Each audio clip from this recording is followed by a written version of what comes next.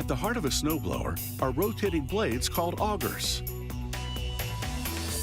The left and right augers spiral in opposite directions in order to move snow toward the middle. There, a fan called an impeller swallows the snow and blows it out a chute. Each auger starts out as a partially formed steel disc, just under 1/8 of an inch thick.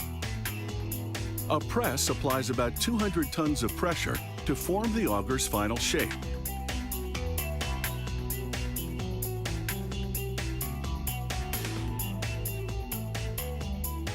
Meanwhile, robots are welding together the steel housing that will eventually encase the augers. It takes the robots just 55 seconds to weld a housing.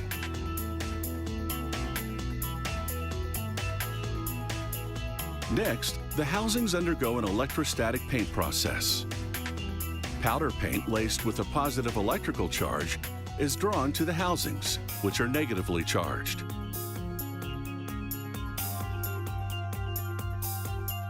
Then, the housings spend 15 minutes in an oven, which bakes on the paint.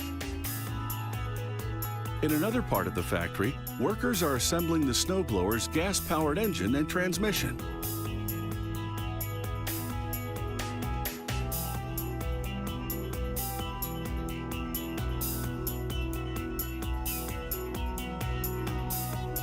After bolting on the impeller, they attach a large steel axle to the transmission-driven sprocket.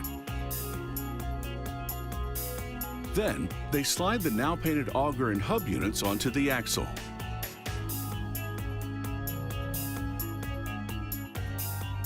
Now it's time to bolt the auger assembly into the snowblower housing. The impeller slides into a cup that's centered at the back of the housing. Then they screw the housing to the transmission frame. The last component is the snowblower's handle. There's a lever for selecting different speeds and clutch levers that can be locked down to direct the wheels and augers. There's also a headlight so that you'll be visible to oncoming cars while clearing snow at night. There's also a lever that lets you choose the direction to blow the snow.